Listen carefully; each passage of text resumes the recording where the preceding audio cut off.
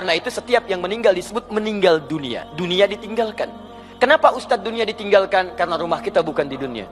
Lihat baik-baik. Hei kalian yang tinggal di bumi, walakum fil ardi, tempat kalian di bumi itu, di dunia itu gak akan lama.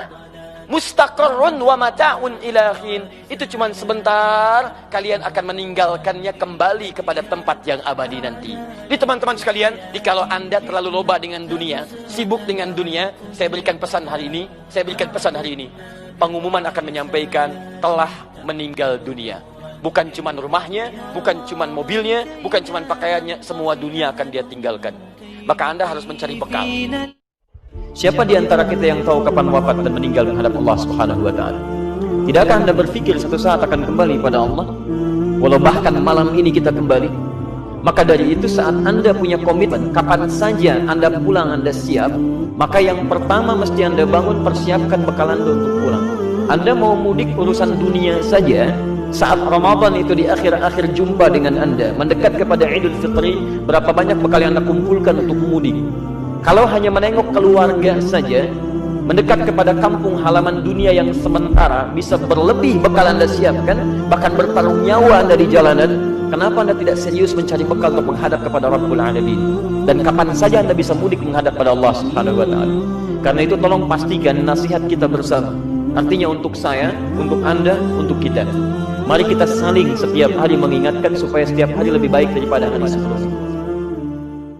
Nabi Nuh alaihissalam, bukan di surah Nuh, dari ayat 10 sampai ayat 13-nya, sering meminta umatnya untuk istighfar, tobat, tobat, tobat. Ketika tobat, lihat ayatnya. Aku sering katakan pada umatku, cepat istighfar, tobat, tobat, tobat. Karena Allah itu pasti akan menjemput orang tobat. Jikalau seseorang kembali kepada Allah, itu ditunggu itu. Bahkan hadis kursinya jelas. Kamu datang merangkak, aku datang dengan berjalan. Kamu berjalan, aku datang dengan berlari. Jangan dibayangkan keadaannya. Maksud ini kalimat mubalaghah untuk menunjukkan cepat. Di Allah itu paling cepat merespon orang tobat. Cepat, lebih daripada apa yang Anda bayangkan. Yang paling menarik, kalau sudah tobat diterima, dosa diampuni, maka Allah akan mencurahkan rahmatnya dari langit kepada Anda. Kalau rahmat turun dari langit, maka harta Anda akan diluaskan oleh Allah Subhanahu wa taala. Kalau yang menyampaikan adi hidayat, Anda boleh ragu, tinggalkan. Tapi kalau yang menyampaikan Allah, maka hukum berlaku. Jangan pernah Anda ragukan janji Allah Subhanahu wa taala.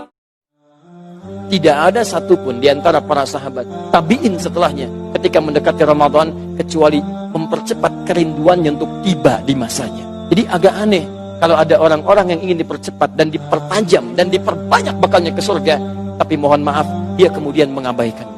Karena itu, ciri khas orang beriman, kalau diberikan kesempatan banyak untuk mendapatkan bekal ke surga, ada kebahagiaan melekat pada dirinya. Kalau Anda disampaikan Ramadan sudah dekat, ada perasaan tidak nyaman dalam diri Anda, itu menunjukkan bahwa Anda belum siap untuk ke surga. Dan berita kurang baiknya, ini menunjukkan iman Anda cukup lemah dan harus berusaha untuk meningkatkannya. Tapi berita baiknya, di antara sekian orang yang menjadi hamba Allah, Anda yang diberikan kesempatan untuk mendapatkan Ramadan di tahun ini. Kalau tahun kebelakang, maaf masih lemah juga, sebelumnya lemah juga, sekarang diberi kesempatan masih belum serius juga, Anda butuh berapa Ramadan lagi untuk Allah berikan kesempatan pada Anda untuk mendapati surga yang Anda rindu.